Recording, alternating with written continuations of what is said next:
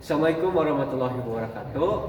Kami dari kelompok 1 mata kuliah OAD kelas TIF RP24BCID, dan kami di sini ingin memaparkan hasil analisis kami mengenai Phoenix HR dalam perusahaan Phoenix.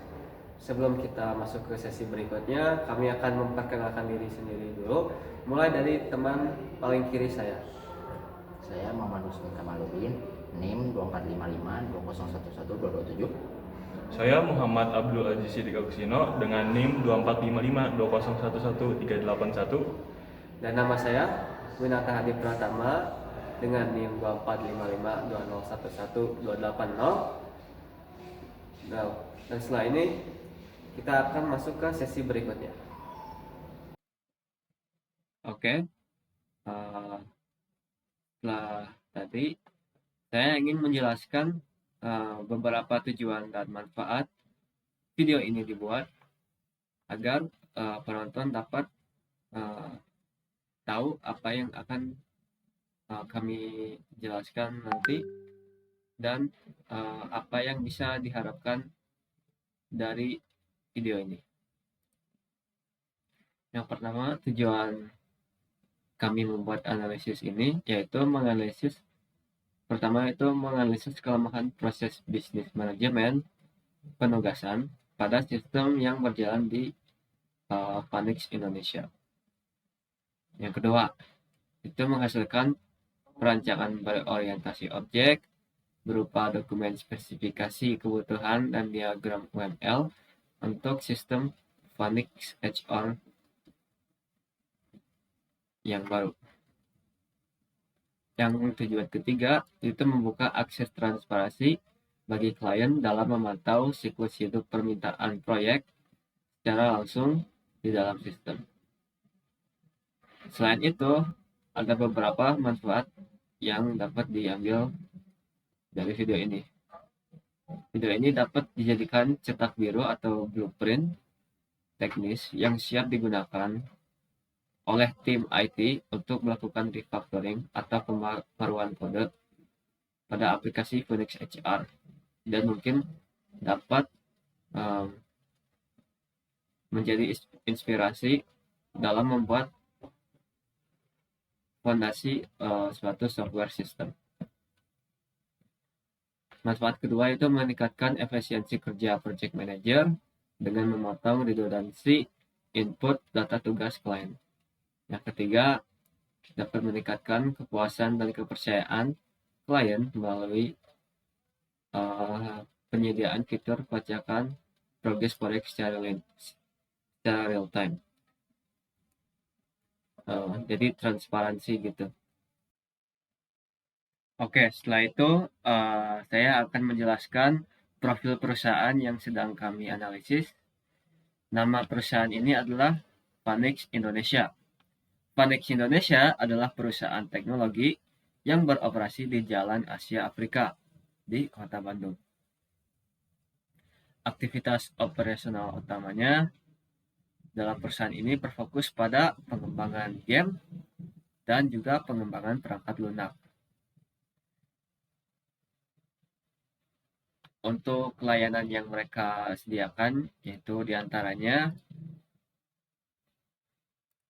game development. Layanannya itu adalah game development services, training dan consulting, publishing dan marketing, digital asset creation, serta quality assurance dan testing. Yang kedua itu software house, yang beroperasi mengenai pengembangan perangkat lunak. Salah satu layanannya yaitu product development, support dan maintenance, custom software development. Dan yang terakhir itu mereka mempunyai layanan sosial media atau enggak marketing. Layanan yang mereka adakan itu sosial media marketing saja untuk saat ini.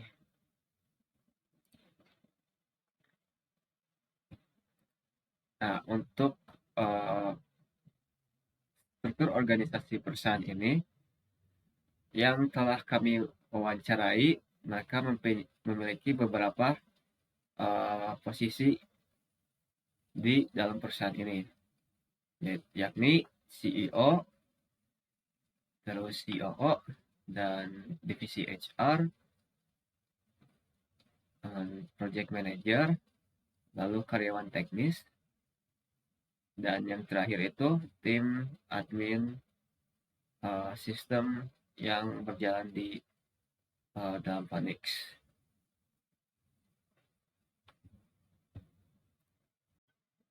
Oke, setelah introduksi tadi, mari kita masuk ke bagian analisis sistem. Oke, pertama-tama kita lihat dulu ya mengenai apa sistem yang akan kita analisis itu. Dalam sini nama sistem yang kita analisis itu bernama Vanix HR. Vanix HR adalah sistem informasi yang menangani operasional manajemen SDM internal di dalam PT Phoenix Indonesia. Berdasarkan dokumen acuan, modul utama sistem berjalan meliputi keuangan, menyediakan kita melihat draft keuangan perusahaan, laporan keuangan terkait penggajian karyawan. Yang kedua, menginput data kehadiran masuk dan keluar karyawan menggunakan teknologi face scan, serta validasi lokasi koordinat GPS secara real time. Yang ketiga, pengajuan cuti, sakit, dan izin. Jadi karyawan dapat menginput alasan beserta foto dokumen, bukti pendukung. Jika pengajuan disetujui, sistem otomatis membebaskan karyawan dari kewajiban absensi pada hari tersebut. Yang keempat, tugas. Dia menyediakan form bagi project manager untuk memasukkan deskripsi pekerjaan yang didelegasikan kepada karyawan serta memperbarui status pekerjaannya. Jadi itu ya cara kerja sih Vanix HR secara umum ya. Oke, setelah itu saya akan menjelaskan aktor-aktor yang berjalan di dalam sistem tersebut. Sistem berjalan memiliki 6 aktor internal dengan batasan hak akses sebagai berikut. Yang pertama itu CEO, dia memiliki hak akses penuh untuk memantau menu keuangan perusahaan. Jadi dia dapat melihat semua laporan keuangan, laporan pemasukan, pengeluaran, dan rangkuman penggajian seluruh karyawan. COO, dia bertindak sebagai validator yang tingkat tinggi.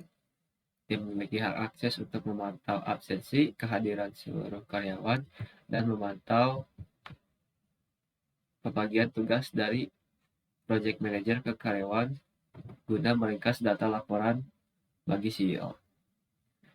Yang ketiga ada HR, dia memiliki hak akses untuk memantau kehadiran karyawan, mengonfirmasi atau menolak surat pengajuan cuti, surat izin, dan surat sakit karyawan, serta menginput data KPI karyawan. Yang keempat, project manager, dia memiliki hak akses untuk memantau kehadiran divisi timnya atau karyawannya. Dia membuat data tugas baru untuk karyawan, serta memperbarui status tugas tersebut dengan status ongoing atau pending atau sukses. Yang kelima itu karyawannya sendiri, dia memiliki hak akses terbatas untuk melakukan clock in atau clock out absensi menggunakan wajah dan GPS.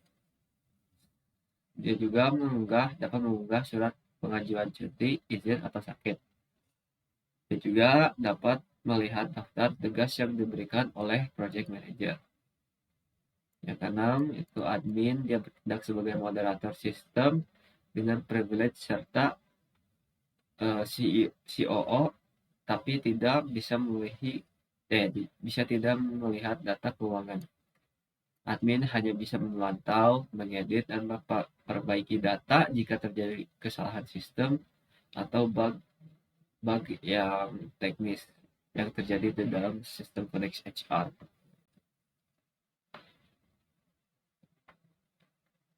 Oke, setelah kita mengetahui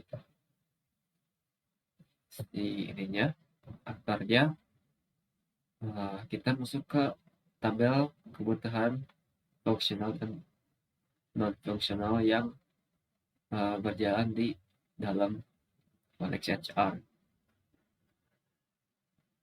Oke, sini kita nomor pertama itu ada nama fiturnya yang login. Jadi pengguna si aktornya dapat masuk ke sistem sesuai hak akses mereka sendiri, di mana aktornya itu adalah semua aktor, berarti semua 6 aktor yang telah kita jelaskan tadi. Yang kedua itu ada nama fitur melihat draft keuangan. Jadi CEO dapat melihat laporan pemasukan dan pengeluaran perusahaan yang sudah terjadi. Si aktornya itu dimiliki hak akses dimiliki oleh CEO. Terus yang ketiga, melihat rangkuman pengkajian, di mana CEO dapat melihat finance report berupa rangkuman pengkajian dari seluruh karyawan. Isinya rangkuman ini dibuat oleh COO lalu dikasihkan ke CEO-nya sendiri. Ini aktornya dilakukan oleh CEO. Keempat, mantau absensi karyawan. COO, HR, dan Project Manager dapat memantau kehadiran karyawan, termasuk yang tidak masuk. Aktornya itu COO, dilakukan oleh COO, HR, dan PM, Project Manager. Yang kelima itu ada memantau tugas karyawan. Jadi COO dapat melihat tugas yang diberikan kepada karyawan yang dibuat oleh Project Manager. Aktornya yang bisa dilakukan oleh CEO. Input absensi masuk atau keluar. Jadi karyawan dapat melakukan absensi dengan scan wajah dan deteksi GPS. Aktornya itu karyawan. Ketujuh, ada pengajuan cuti. Karyawan mengajukan cuti dengan mengisi alasan dan bukti pendukung seperti surat atau foto yang dapat membantu pembuktian tidak bisa absen di hari itu. Aktornya itu dilakukan oleh karyawannya. Nah, ini pengajuan izin sakit dan pengajuan izin. Mereka juga sama ini ya, beroperasinya sama, di mana mereka harus memberikan alasan dan memberikan foto bukti yang kuat untuk dimasukkan, untuk dilihat atau divalidasi oleh si project manajernya. Nah, ini bisa digabungin ya. Jadi saya jelaskan dalam satu kalimat saja. Dan ini semua aktornya itu sama, karyawan. Oke, yang ke-10 itu ada konfirmasi pengajuan. Nah, HR dapat mengkonfirmasi atau menolak pengajuan cuti, izin, dan sakit karyawan. Jadi yang tadi karyawan bisa ngasih pengajuan cuti, izin, atau sakit, itu bisa ditolak atau diterima oleh HR-nya sendiri. Gitu. Dan ini aktornya HR. Yang ke-11 itu ada input tugas karyawan.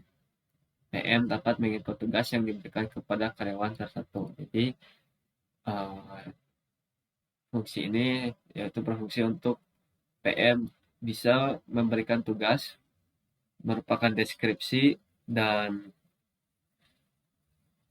foto ya, biasanya bisa deskripsi atau foto, dan tugasnya itu nanti diberikan pada karyawan pada hari itu. Dan ini aktornya itu bisa dilakukan oleh PM sendiri. Ada update status tugas.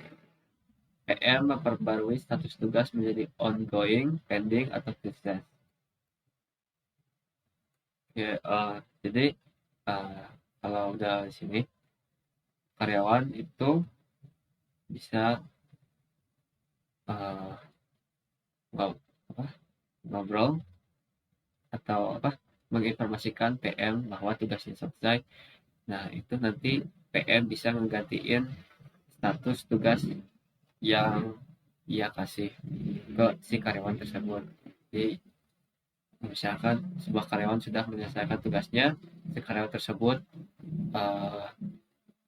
menginformasikan kepada PM secara offline, lalu PM dapat mengubah status tugas yang di dalam sistem menjadi sukses. Ini aktornya dilakukan oleh PM. Terus yang ke-13 itu ada melihat tugas. Jadi karyawan dapat melihat daftar tugas yang diberikan oleh PM. Jadi tugas-tugas yang sudah dibuat oleh project manager itu dapat dilihat oleh karyawannya sendiri. Ini aktornya itu karyawan ya. Yang ke-14 itu manajemen data sistem. Admin dapat memantau, mengedit, dan memperbaiki semua data dan fitur dalam sistem. Jadi ada admin itu bertugas sebagai yang memantau si sistemnya berjalan atau tidak. Jadi misalkan ada project manager dia atau karyawan dia sebenarnya sudah absen namun di dalam sistem tidak terabsensi, si admin bisa mengganti data tersebut di dalam sistemnya gitu. Ini aktornya dilakukan oleh admin sendiri ya. Oke. Setelah tabel fungsional tadi, kita pindah ke tabel kebutuhan non fungsional. Di sini ada 12 ya. 12 kebutuhan non fungsional. Yang pertama itu di kategori keamanan, dia sistem harus memiliki autentikasi berbasis role atau disebut RBAC ya, untuk membatasi akses tiap aktor. Kriteria pengukurannya itu setiap aktor hanya mengakses menu sesuai hak akses yang ditetapkan. Jadi setiap aktor mempunyai menunya sendiri ya, dan kalau masuk dia harus masuk sesuai menu si aktornya gitu. Terus nomor 2 dengan kategori keamanan, data keuangan dan penggajian hanya diakses oleh CEO dengan enkripsi end to end. Jadi enkripsi AS256. Enkripsinya menggunakan enkripsi AS256. Tidak ada data finansial terbaca oleh aktor lain. Ini agar si pengkajiannya itu tidak terekspos secara terang-terangannya, makanya dibutuhkan enkripsi. Ketiga, sekali lagi keamanannya, proses absensi wajah dan GPS harus divalidasi secara real time dan terproteksi dari pemalsuan. Lifeless kriteria penggunaannya itu lifeless detection harus aktif, GPS radius maksimal 100 meter dari lokasi kantor. Jadi agar tidak ada manipulasi data dengan bukti yang tidak konkret ya. Jadi ditambahkan keamanan yang lebih ketat lagi dengan menggunakan GPS dan kamera live yang berjalan langsung. Terus kebutuhan opsional 4 yaitu performa di kategori performa ya. Sistem harus merespon setiap aksi pengguna dalam waktu yang cepat. Response time harus kurang atau sama dengan 2 detik untuk 95 request pada kondisi normal. Jadi uh, setiap respon dalam sistemnya itu harus di bawah atau sama dengan 2 detik.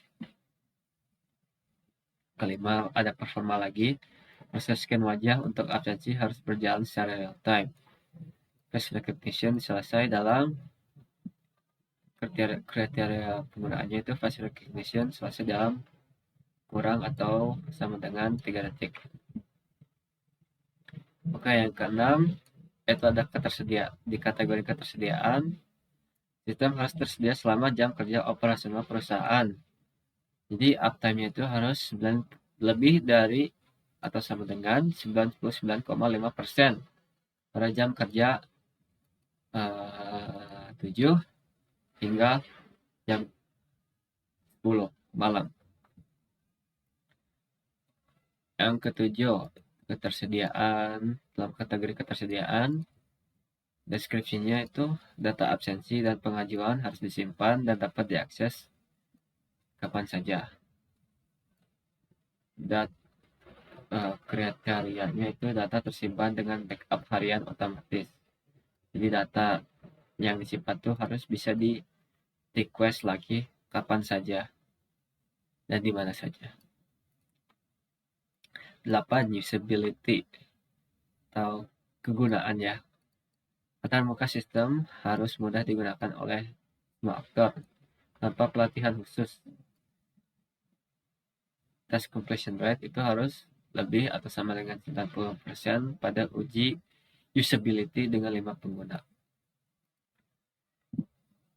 Yang ke-9 itu kategori usability. Sistem harus mendukung antarmuka mobile untuk absensi karyawan yang di lapangan. Jadi si sistem ini harus kompatibel, kriterianya harus kompatibel dengan Android 9.0 ke atas dan iOS 14 ke atas, sehingga dapat digunakan di perangkat mobile ya, perangkat mobile siapapun. Oke, yang 10 itu skalabilitas. Sistem dapat menangani jumlah karyawan yang bertambah tanpa penurunan performa. Sistem harus menangani hingga 1000 karyawan aktif secara bersamaan. Untuk ini sih, kalau dalam Phoenix saya yakin tidak mencapai 1000, namun saya yakin skalabilitas dapat merupakan hal yang wajib di dalam sebuah sistem, meskipun di Phoenix sendiri karyawannya tidak sebanyak itu ya untuk sekarang. Yang ke-11, auditabilitas. Deskripsinya itu sebuah aksi dalam sistem harus tercatat dalam log untuk keperluan audit atau verifikasi ya. Log tersimpan minimal 1 tahun dan dapat difilter oleh si admin. Kriterianya ya log tersimpan minimal 1 tahun.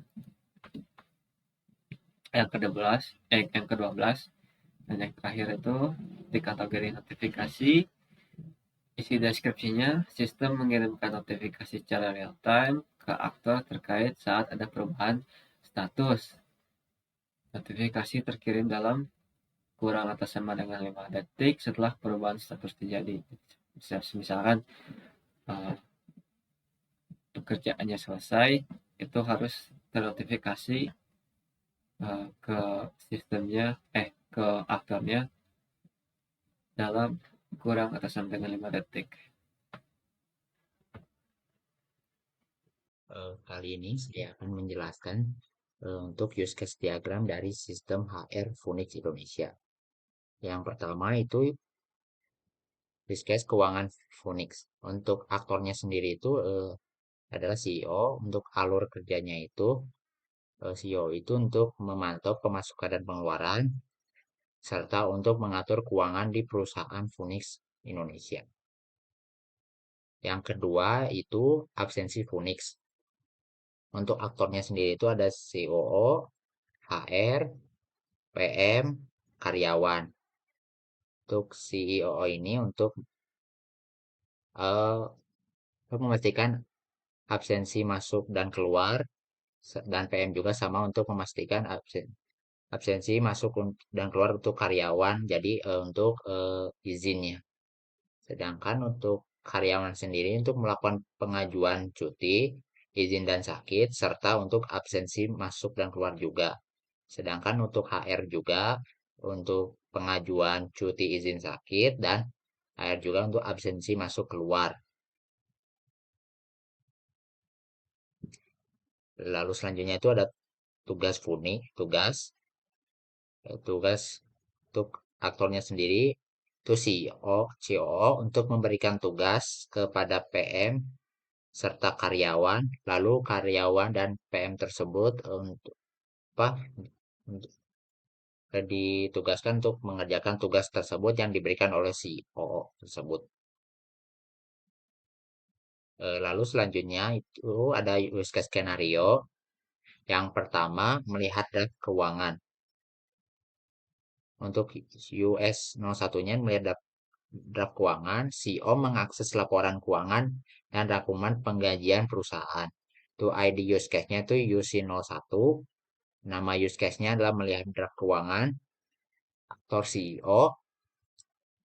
Deskripsi, CEO mengakses laporan keuangan dan rangkuman penggajian perusahaan. Untuk prakondisinya, CEO sudah login data keuangan tersedia di sistem. Untuk postkondisi, CEO berhasil melihat laporan keuangan dan rangkuman penggajian.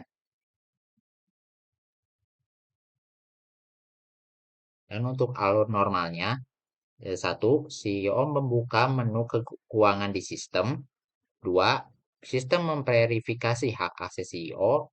3. Sistem menampilkan dashboard keuangan, pemasukan dan pengeluaran. 4. CEO memilih Lab Finance untuk melihat rangkuman penggajian. 5. CEO menampilkan data penggajian seluruh karyawan per periode. 6. CEO dapat memfilter data berdasarkan periode atau departemen. Untuk alur alternatif, 1. Pengguna bukan CEO.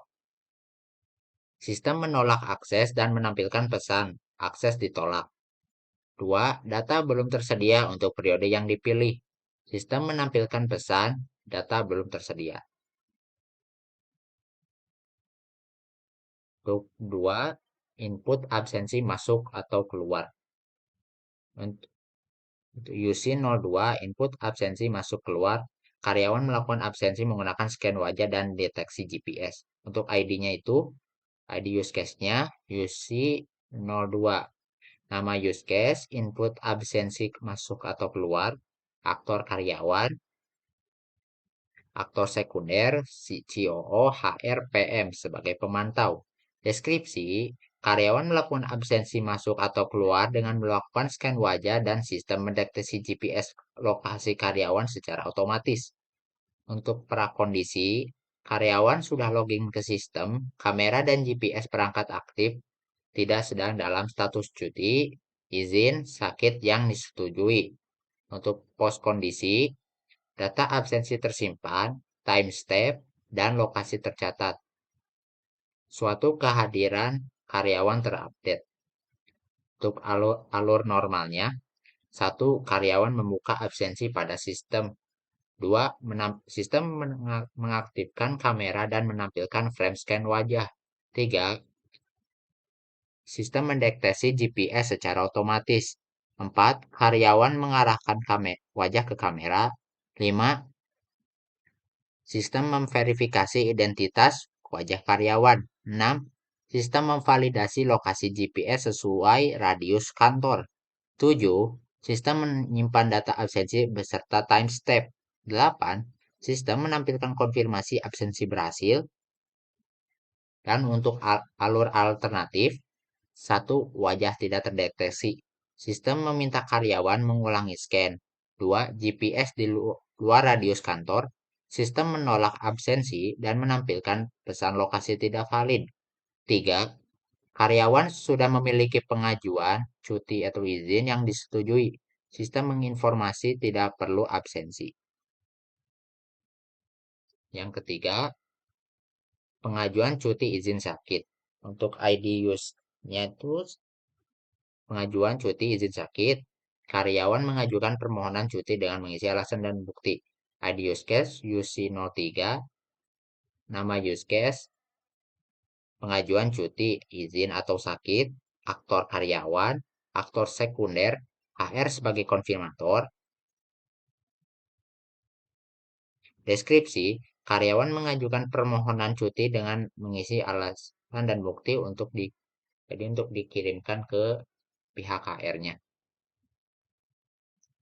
Lalu untuk prakondisi, karyawan sudah login, tidak ada pengajuan cuti aktif yang belum dikonfirmasi. Untuk poskondisi, pengajuan cuti tersimpan dengan status menunggu, notifikasi dikirim ke divisi HR. Untuk alur normalnya, 1. Karyawan membuka menu pengajuan pilih cuti. 2. Sistem menampilkan form pengajuan cuti. 3. Karyawan mengisi tanggal mulai, tanggal akhir, dan alasan cuti. 4. Karyawan menampilkan dokumen pendukung. 5. Karyawan menekan tombol kirim pengajuan. 6. Sistem memvalidasi sisa kuota cuti karyawan. 7. Sistem menyimpan pengajuan dengan status menunggu.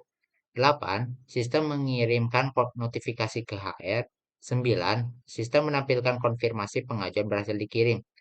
Untuk alur alternatifnya, tanggal tidak valid, misal tanggal akhir sebelum mulai, sistem membuka perbaikan form. Yang keempat, konfirmasi pengajuan HR. Untuk UC04, konfirmasi pengajuan HR. HR mengonfirmasi atau menolak pengajuan cuti karyawan. Untuk ID use case, UC04, nama use case, konfirmasi pengajuan cuti izin sakit. Aktor HR mengonfirmasi atau menolak pengajuan cuti karyawan. Untuk prakondisi, HR sudah login, terdapat pengajuan dengan status menunggu. Postkondisi, setiap pengajuan berubah menjadi disetujui atau ditolak. Notifikasi dikirim ke karyawan. Untuk alur normal, 1. HR membuka menu pengajuan, daftar menunggu konfirmasi. 2. Sistem menampilkan daftar pengajuan yang belum dikonfirmasi. 3. HR memilih salah satu pengajuan untuk diperiksa.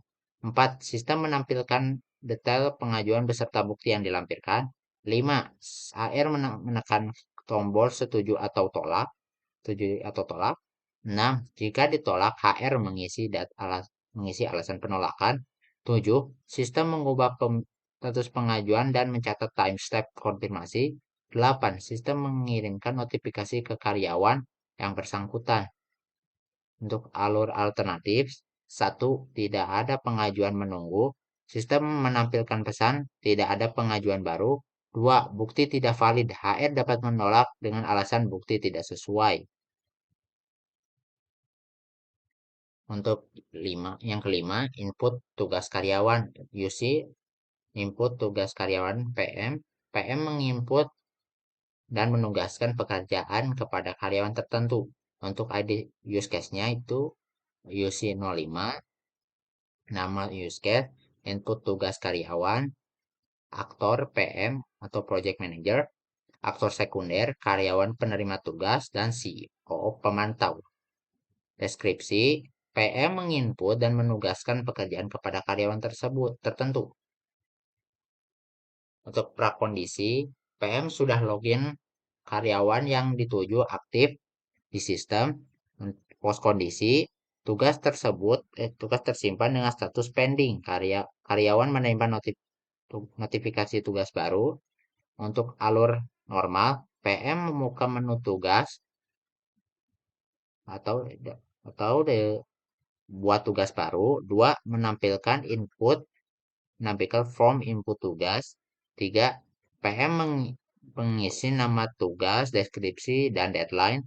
4. PM memilih karyawan yang akan diberikan tugas. 5. PM menekan tombol simpan tugas. 6. Sistem menyimpan tugas dengan status awal pending. 7. Mengirimkan notifikasi ke karyawan penerima tugas.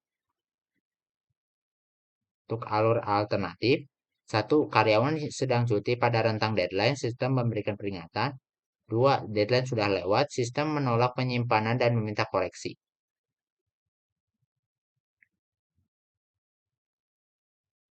Yang keenam, update status tugas. Untuk QC06, update status tugas. PM memperbarui status tugas menjadi ongoing, pending, atau sukses. Untuk ID use case-nya QC06. Untuk nama use case-nya itu sendiri adalah update status tugas. Aktor itu adalah project manager, masih sama. Untuk deskripsinya, project manager atau PM memperbarui status tugas menjadi ongoing, pending, atau sukses. Untuk prakondisi, PM sudah login, tugas sudah dibuat dan terdapat di sistem. Postkondisi, status tugas terupdate. Karyawan menerima notifikasi perubahan status. Untuk alur normal, PM membuka menu tugas atau daftar tugas. 2. Sistem menampilkan daftar tugas yang telah dibuat oleh PM atau project manager. Dalam artian project manager. 3. PM memilih tugas yang ingin diperbarui statusnya. 4. Sistem menampilkan detail tugas dan opsi status. 5. PM memperbarui status baru pending, ongoing, dan atau sukses. 6. Sistem menampilkan perubahan status beserta time step. 7. Sistem mengirimkan notifikasi ke karyawan terkait. Untuk alur alternatif, status tidak berubah sama dengan sebelumnya. Sistem memberikan info status sudah sama untuk notifikasinya. Lalu yang selanjutnya itu activity diagram. Yang pertama itu absensi. Untuk alurnya itu dari karyawan terlebih dahulu. Karyawan membuka menu absensi, lalu kemudian untuk sistemnya mengaktifkan kamera dan GPS, kemudian verifikasi wajah untuk absensinya ke menu absensi, dan apabila wajah valid maka iya, sedangkan kalau tidak untuk tampilannya akan error.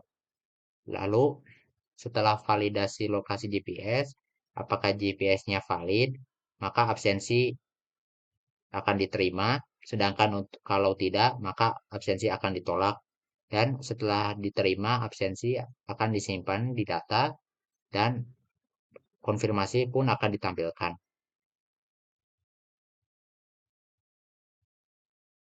Yang kedua, pengajuan cuti. Untuk alurnya itu dimulai dari karyawan. Karyawan harus pilih jenis pengajuan, lalu isi bukti dan alasan dari pengajuan cuti tersebut untuk dikirimkan ke HR, lalu kirim pengajuan. Setelah dikirim pengajuan, lalu kemudian sistem karyawan harus melakukan validasi dan simpan status di sistem, lalu kirim notifikasi ke HR, lalu HR akan menerima notifikasi dari pengajuan karyawan tersebut, lalu pilih periksa detail pengajuan yang diperiksa oleh HR, dan apabila disetujui maka statusnya disetujui, sedangkan kalau tidak maka update status ditolak. Setelah disetujui, kirim notifikasi karyawan yang dikirim oleh HR, maka karyawan tersebut akan menerima notifikasi hasil dari HR tersebut. Lalu yang selanjutnya ada assign dan update status tugas. Untuk alurnya dimulai dari PM atau project manager. Project manager akan membuka menu tugas, lalu kemudian dia akan melakukan isi form tugas. Lalu project manager tersebut akan pilih karyawan penerima yang pilih karyawan untuk menerima tugas tersebut. Lalu apabila sudah dipilih, maka eh, project manager harus validasi dan simpan status di sistemnya. Lalu setelah simpan status, maka sistem akan mengirimkan notifikasi ke HR. Lalu dari pihak dari karyawan sendiri akan terima notifikasi tugas baru. Lalu si karyawan tersebut akan lihat tugas yang diberikan. Lalu dari PM sendiri bisa memilih pilih ubah status. Lalu kemudian dari ke sistemnya bisa mengupdate status tugas tersebut, dan status tugas tersebut itu bisa berupa ongoing, pending, atau sukses. Lalu apabila sudah dipilih, terima notif perubahan dari si PM lalu di sistemnya lalu ke karyawan tersebut. Lalu yang keempat itu ada keuangan yang alurnya dimulai dari CEO yang membuka menu keuangan. Lalu apabila CEO telah membuka menu keuangan, maka sistem akan menampilkan keuangan. Lalu apabila ke CEO pilih tab keuangan atau gaji, maka si sistem tersebut akan tampilkan dashboardnya. Lalu CEO tersebut akan memfilter periode apa yang ingin membuka menu keuangannya, maka sistem akan menampilkan data laporan keuangan tersebut. Lalu yang selanjutnya ada sequence diagram. Absensi dimulai dari karyawan. Karyawan membuka menu absensi, lalu UI atau FPP-nya akan merequest absensi.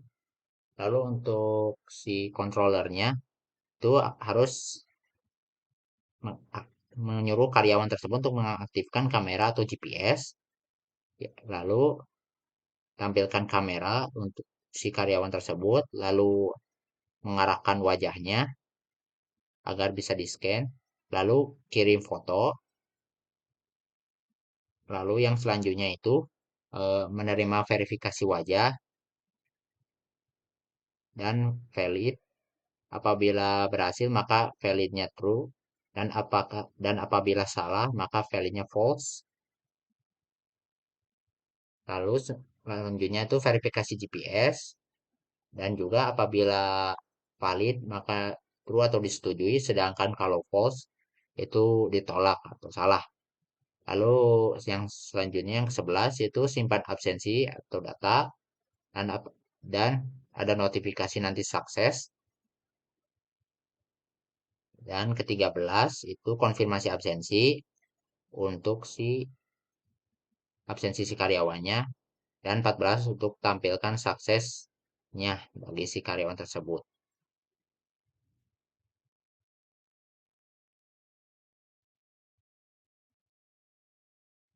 Yang kedua, pengajuan cuti. Yang pertama, karyawan harus memilih menu cuti, terus si UI atau app-nya itu menampilkan form cuti yang harus diisi oleh si karyawan tersebut. Tiga, form cuti. Form cuti itu sudah tampil, terus 4, tampilkan form. Terus yang kelima, apabila ingin melakukan pengajuan cuti, maka si karyawan tersebut harus mengisi form dan kirim buktinya. Lalu yang keenam itu submit pengajuan atau data. Apabila isi form dan kirim buktinya sudah, maka si karyawan wajib mengsubmit pengajuannya agar si pengajuannya itu tersimpan di data. 7. Simpan pengajuan. Simpan pengajuan ini menjadi bukti dari si karyawan tersebut sudah mengisi form dan kirim buktinya. Yang ke-8 pengajuan.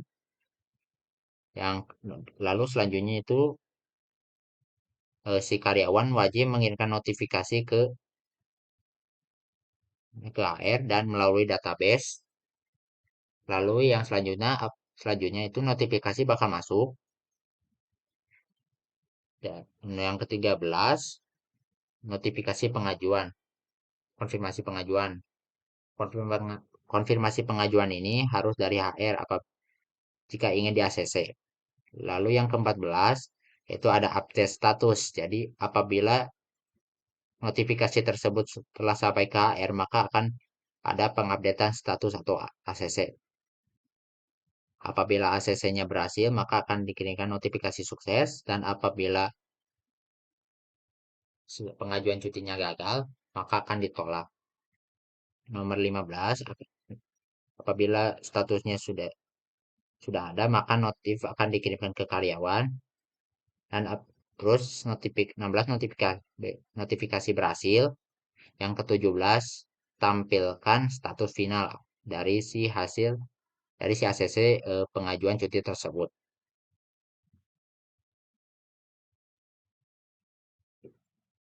Yang ketiga, assign tugas.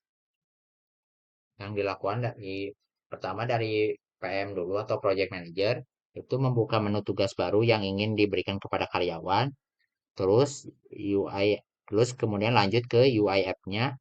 UIF ini menampilkan list karyawan yang akan dipilih oleh project manager tersebut untuk mengerjakan tugasnya. Yang ketiga, untuk melihat apakah karyawan tersebut itu query atau ya, menampilkan karyawan aktif. Yang keempat, itu melihat daftar karyawan. Lalu yang kelima, untuk tampilkan form atau list. Terus yang keenam itu render form. 7, di project manajernya harus mengisi form atau plus pilih karyawan untuk pengerjaan tugas tersebut. Lalu submit tugas untuk disimpan ke data. Lalu simpan tugas dengan status pending. Untuk status tugasnya pending karena ini masih dalam tahap pemilihan karyawan. Lalu yang ke-10 itu tugas. Lalu lanjut ke nomor 11, untuk sistem atau database tersebut mengirimkan notifikasi ke karyawan. Terus apabila sudah terkirim, maka karyawan tersebut dapat menerima notifikasi tugas baru. Lalu selanjutnya tugas berhasil disimpan. Apabila sudah beres, lalu lalu lalu apabila sudah berhasil disimpan, maka konfirmasi pun bisa ditampilkan.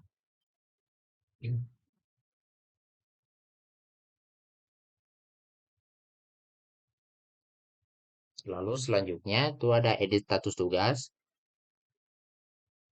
Lalu PM itu membuka daftar tugas. Lalu yang kedua, dari ke UI app-nya, app-nya itu ada get daftar tugas atau PM ID. Lalu isilah database-nya. Lalu isi query tersebut di database-nya. Lalu 4, lihat list tugas. Lalu yang kelima, render daftar tugas. 6, tampilkan daftar tugas. Dan ketujuh, PM ini bisa memilih status dari tugas tersebut, lalu mengubahnya. 8, bisa update status tugas dengan rincian tugas ID status baru. 9, update tugas dengan dan database ini akan mengubah dari si update tugasnya. Lalu setelah berhasil diupdate, maka status tugas pun terupdate. Lalu jangan lupa kirim ke notifikasi ke karyawan, dan notifikasi status tugas baru tersebut diterima oleh karyawan. Lalu apabila statusnya sudah diperbarui, maka tampilkan konfirmasi update. Yang terakhir itu keuangan. Dimulai dari CEO yang membuka menu keuangan, terus melihat draft keuangan atau Terus eh, si database itu menampilkan keuangan dari periode yang dipilih oleh CEO, lalu lalu menampilkan data keuangan dan gaji plus gaji, terus menampilkan dashboardnya. Yang terakhir itu tampilkan laporan keuangan agar CEO bisa melihatnya. Oke, eh, di sini saya akan menjelaskan mengenai kelas diagram Phoenix HR yang telah kita buat berdasarkan analisis kami.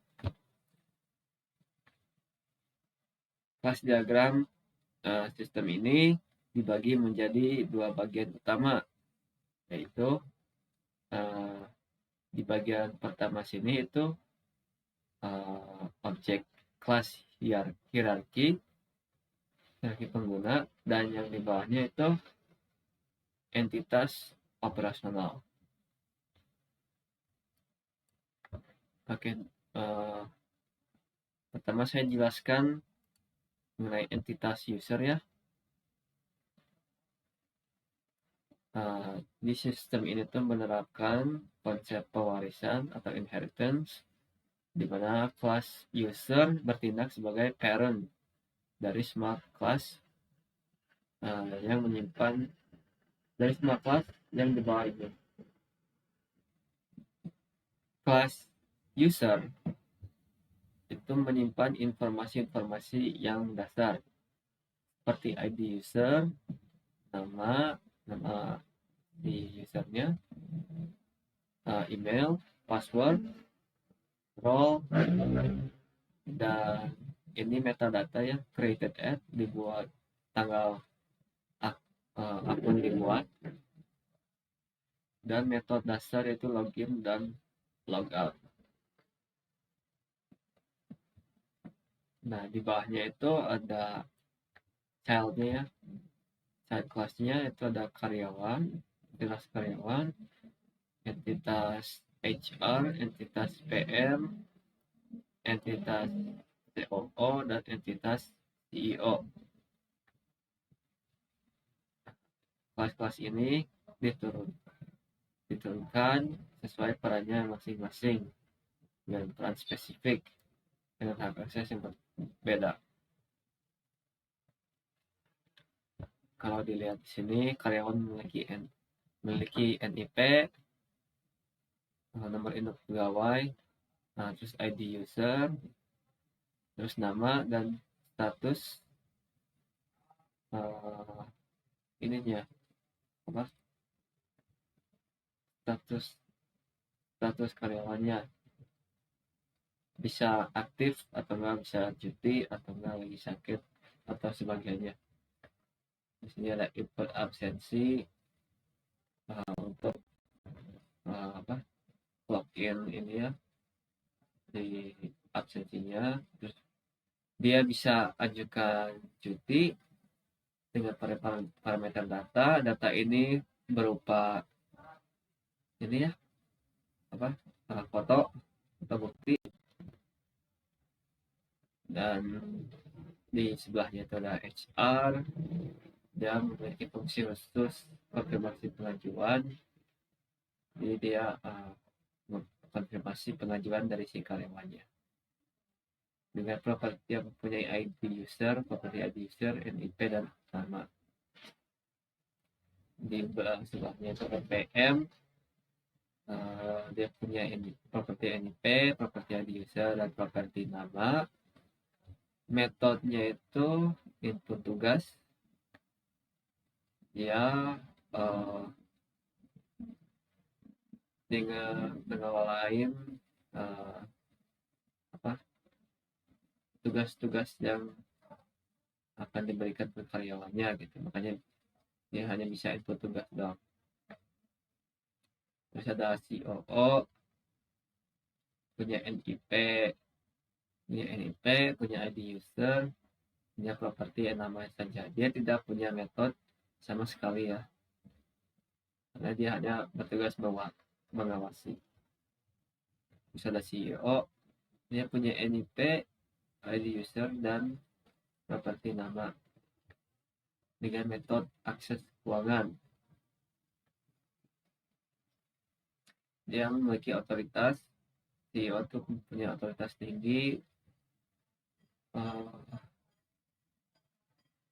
metodenya itu mengakses keuangan, dia akan melihat bagian keuangan yang ada di dalam sistem tersebut.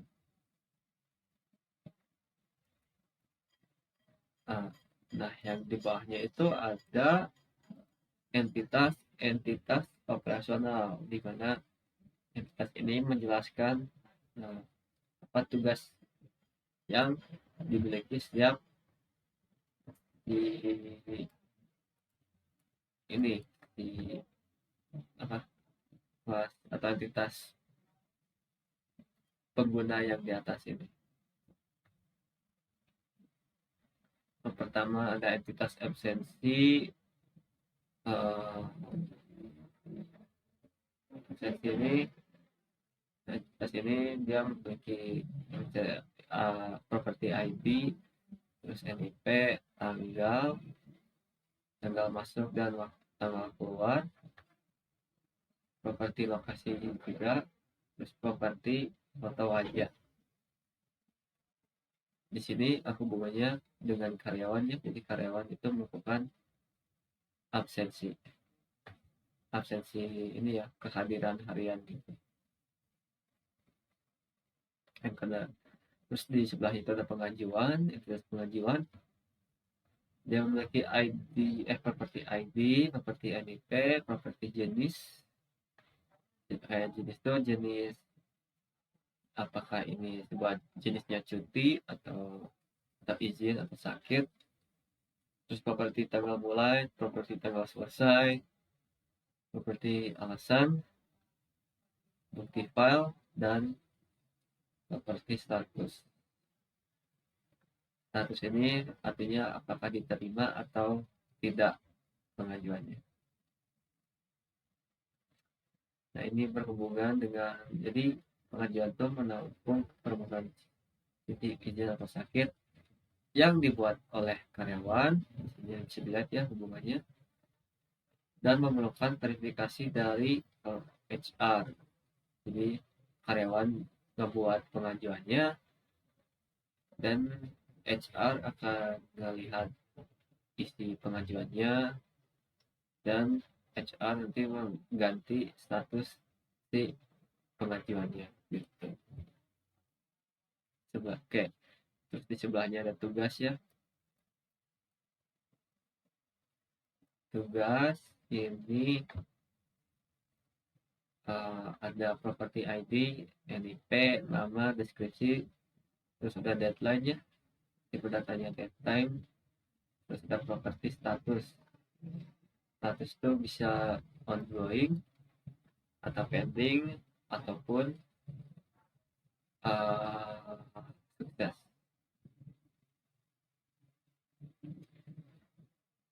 Entitas tugas itu berfungsi melacak perintah kerja yang dibuat oleh project manager untuk diterima atau dibaca oleh si karyawan ini. Jadi PM membuat objek tugas, nanti si tugas ini dapat dibaca oleh si karyawan gitu.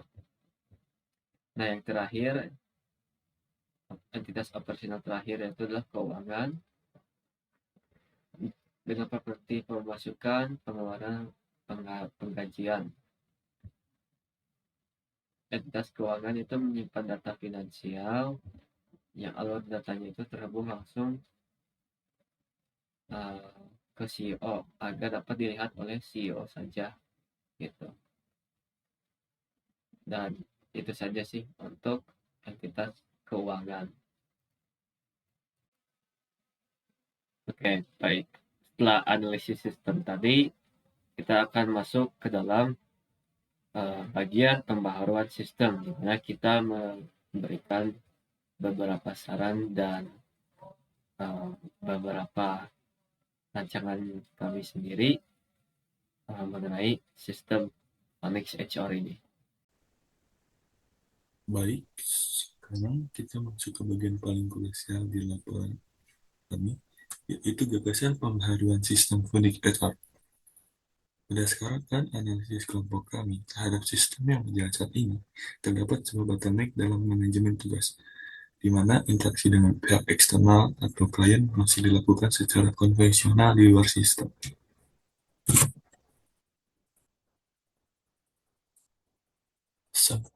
Seperti yang sempat disinggung dari awal, inti dari pembaruan di versi kedua ini adalah mengeliminasi proses manual di luar sistem antara klien dan project manager. Kami mengintegrasikan aktor baru, yaitu klien, ke dalam sistem melalui modul klien portal. Klien kini dapat langsung menginput spesifikasi permintaan proyek ke aplikasi. Yang kemudian otomatis masuk ke dashboard PM untuk ditinjau. Begitu disetujui, permintaan tersebut akan langsung dikonversi menjadi tugas internal karyawan.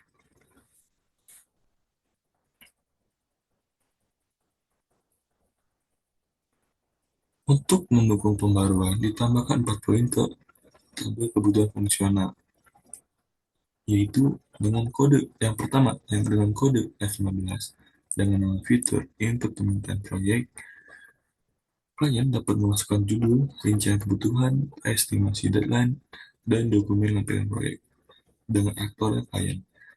Yang kedua, dengan kode F16, nama fitur melacak progres permintaan. Klien dapat memantau status tinjauan dari PM serta progres pengerjaan tugas oleh tim developer, aktornya itu klien.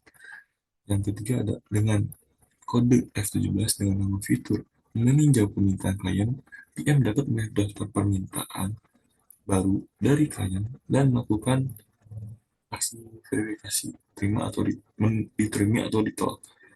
Aktornya itu PM. Yang terakhir ada dengan kode F18, konversi permintaan ke tugas. Sistem secara otomatis memindahkan data permintaan klien yang disetujui PM ke dalam form penugasan karyawan dengan atur PM.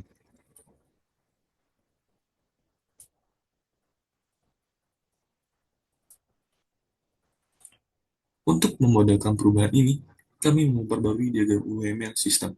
Pertama, pada use case diagram, terlihat penambahan aktor klien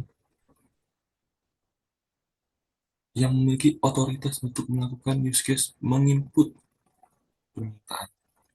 Sedangkan PM atau project manager bertindak sebagai validator melalui use case meninjau permintaan. Apa yang maksud meninjau? PM itu dapat seperti yang di kebutuhan fungsional, PM itu dapat melakukan aksi verifikasi, yaitu antara terima dan atau ditolak. Use case seperti ini, ID use case UC07, use case menginput permintaan proyek dengan aktor klien dengan aktor sekundernya, yaitu project manager atau PM. Deskripsinya, klien membuat lembar dokumen pengajuan kebutuhan proyek baru ke sistem. Prakondisi, klien sudah melakukan login dengan akun terdaftar. Post kondisinya, permintaan tersimpan dengan status menunggu peninjauan atau menunggu notifikasi dikirim ke PM. Lalu normal. Yang pertama, klien memilih menu pengajuan permintaan baru. Yang kedua, sistem menampilkan form isian data pengajuan proyek.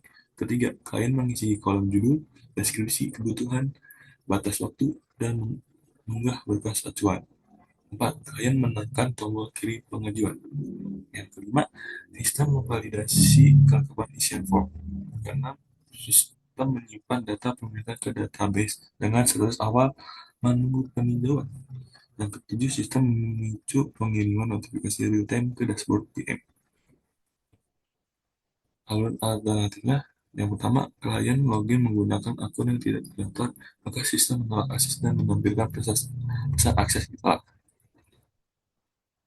Yang kedua ada use case skenario meninjau permintaan klien dengan ID use case UC08, nama use case meninjau permintaan klien, aktornya project manager atau PM, aktor sebenarnya ada klien.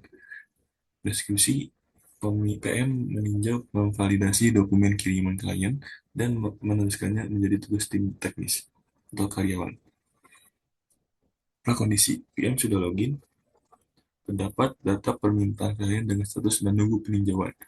Poskondisi, status permintaan berubah dan data tugas terbuat di sistem jika disetujui. Lalu pengembangannya, PM mengakses menu daftar tinjauan permintaan. Yang kedua, sistem menampilkan seluruh list pengajuan dari klien. Yang ketiga, PM mengklik salah satu baris pengajuan proyek untuk melihat perincian isi dokumen. PM menekan opsi tombol setuju atau tidak disetujui. Jika setuju, berarti sistem mengubah status permintaan proyek menjadi disetujui. Kalau tidak setuju, berarti ya ditolak. Ya. Sistem membuka form pembuatan tugas internal secara otomatis dengan menyalin deskripsi dari klien. Yang ketujuh, PM memilih nama karyawan pelaksana, mengisi tenggat waktu internal, dan mengklik tombol assign tugas. Kedelapan, sistem menyimpan objek tugas baru dengan kaitan ID permintaan klien, serta mengirim notifikasi ke klien dan karyawan.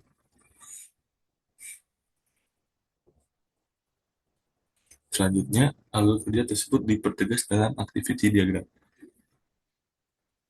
Mengisi. Yang utama itu klien mengisi form dan mengupload tampilan proyek, lalu menyubmit, lalu sistem akan menyimpan ke database dan mengirim notif ke PM. PM akan menerima notifikasinya dan meninjau permintaan. Jikalau ditolak, maka klien akan mendapatkan notifikasi penolakan dengan alasannya.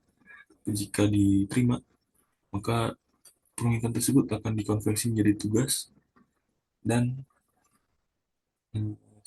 klien juga mendapatkan notifikasi bahwa permintaan itu disetujui. Dari sisi arsitektur data kelas diagram, kami mengalami penyesuaian objek kelas klien dikonstruksikan sebagai turunan dari kelas user. Kami juga menambahkan kelas entitas baru, yaitu kelas permintaan proyek, yang nantinya berasosiasi langsung dengan kelas tugas yang dipegang oleh PM. Terakhir, ada sequence diagram menjamin bahwa secara real-time interaksi antar komponen mulai dari form portal klien, UI atau APP, database, notifikasi PM, berjalan secara modular dan sekuensial sesuai dengan urutan waktu yang tepat. Bentuknya itu klien itu menginput permintaan di aplikasinya, lalu permintaan tersebut disimpan di dalam database dan dikonversi menjadi permintaan ID, lalu jika sudah tersimpan, lalu akan mengirim notif ke PM, lalu notif diterima oleh PM. Untuk yang meninjau itu, PM akan membuka daftar permintaan, lalu database akan query permintaan, mencari permintaan dengan status menunggu peninjauan. Lalu database akan mengirim list permintaannya, lalu UI-nya akan menampilkan list permintaan. Lalu PM itu akan memilih permintaan yang akan dipilih dan mengubah statusnya, mau ditolak atau disetujui. Jika sudah, maka permintaan tersebut akan menjadi statusnya akan diupdate di database dan status jika sudah terupdate, maka akan mengirim notif ke klien kalau misalnya permintaannya itu sudah disetujui atau ditolak. Sekian. Baik, sekian dari kelompok kami. Mohon maaf jika ada kesalahan dalam pemaparan. Wabillahi taufiq wal hidayah. Wassalamualaikum warahmatullahi wabarakatuh.